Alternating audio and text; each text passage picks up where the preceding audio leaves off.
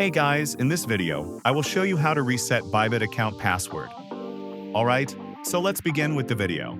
So start by opening up your Bybit app and make sure it is updated to latest version available.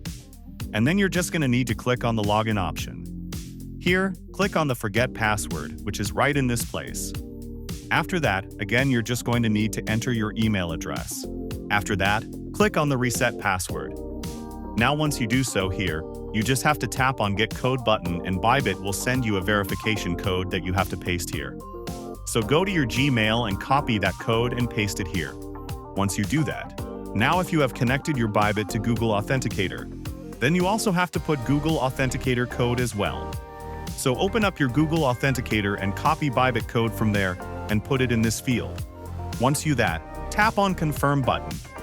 Now you just need to enter your new password and then click on the Reset Password.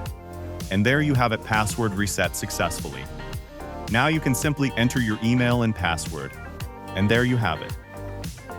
We have successfully reset our Bybit account password.